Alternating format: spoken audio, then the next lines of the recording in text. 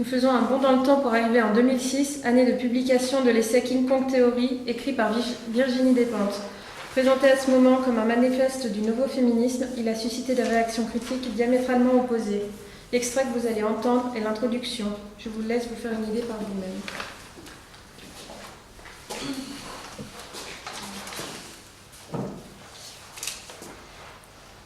J'écris de chez les moches, pour les moches, les vieilles, les camionneuses, les frigides, les mal baisées, les imbaisables, les hystériques, les tarés, toutes les exclues du grand marché à la bonne meuf. Et je commence par là pour que les choses soient claires. Je ne m'excuse de rien, je ne viens pas me plaindre.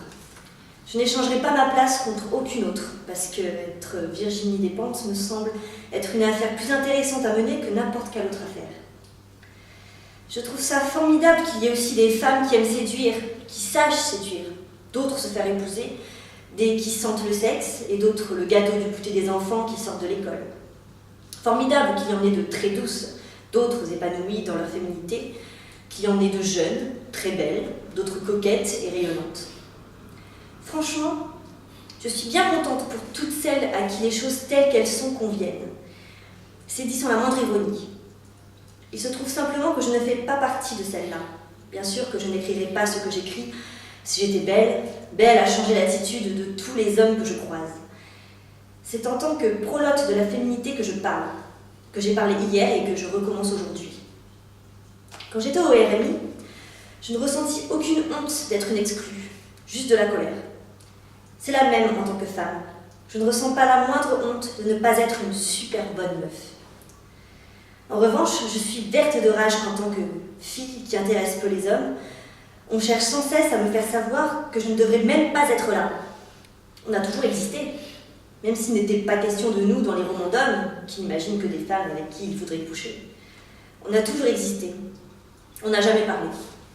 Même aujourd'hui que les femmes publient beaucoup de romans, on rencontre rarement les personnages aux physiques ingrats ou médiocres, inaptes à aimer les hommes ou à s'en faire aimer. Au contraire, les héroïnes contemporaines aiment les hommes, les rencontrent facilement, couchent avec eux en 2 chapitres, elles jouissent en 4 lignes et elles aiment toutes le sexe. La figure de la loseuse de la féminité m'est plus que sympathique. Elle m'est essentielle. Exactement comme la figure du loser social, économique ou politique.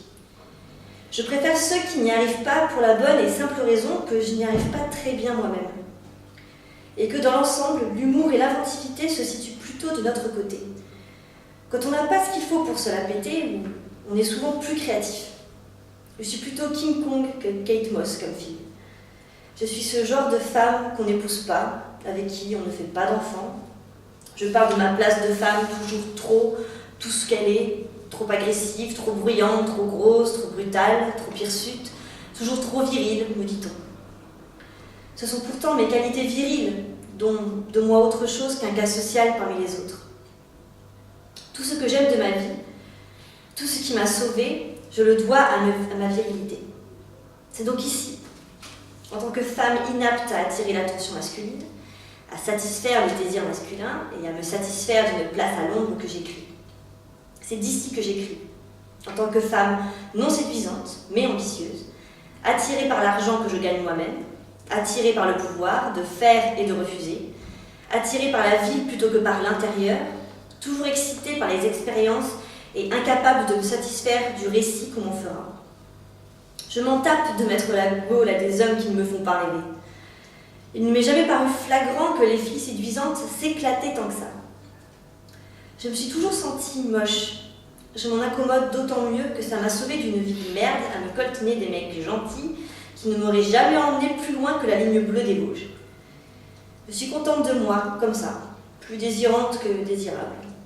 J'écris donc d'ici, de chez les invendus, les tordus, celles qui ont le crâne rasé, celles qui ne savent pas s'habiller, celles qui ont peur de puer, celles qui ont les chicots pourris, celles qui ne savent pas s'y prendre, celles à qui les hommes ne font pas de cadeaux, celles qui baiseraient avec n'importe qui voulant bien d'elles, les grosses putes, les petites salopes, les femmes à chatte toujours sèches, celles qui ont des gros bides, celles qui voudraient être des hommes, celles qui se prennent pour des hommes, celles qui rêvent de faire ardeuses, celles qui n'ont en rien à foutre des mecs, mais que leurs copines intéressent, celles qui ont un gros cul, celles qui ont des poils dorés bien noirs et qui ne vont pas se faire épiler, les femmes brutales, bruyantes, celles qui cassent tout sur leur passage, celles qui n'aiment pas les parfumeries, celles qui se mettent du rouge trop rouge, celles qui sont trop mal foutues pour se saper comme des chaudasses mais qui en crèvent d'envie, celles qui veulent porter des fringues d'hommes et la barbe dans la rue, celles qui veulent tout montrer, celles qui sont pudiques par complexe, celles qui ne savent pas dire non, celles qu'on enferme pour les mater, celles qui font peur, celles qui font pitié,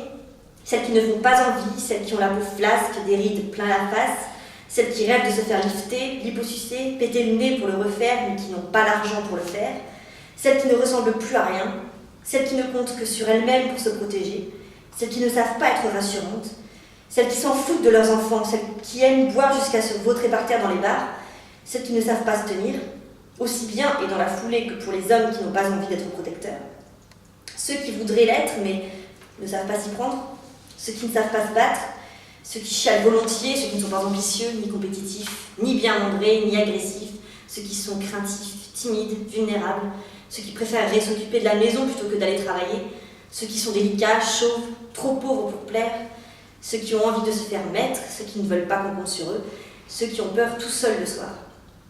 Parce que l'idéal de la femme séduisante mais pas pute, bien mariée mais pas effacée, travaillant mais sans trop réussir pour ne pas écraser son homme, mince mais pas névrosée par la nourriture, restant indéfiniment jeune sans se faire défigurer par les chirurgiens de l'esthétique, maman épanouie mais pas accaparée par les couches et les devoirs d'école, bonne maîtresse de maison mais pas boniche traditionnelle, cultivée mais moins qu'un homme, cette femme heureuse qu'on nous brandit tout le temps sous le nez, celle à laquelle on devrait faire l'effort de ressembler, à part qu'elle a l'air de beaucoup s'emmerder pour pas grand-chose. De toute façon, je ne l'ai jamais croisée. Nulle part. Je crois bien qu'elle n'existe pas.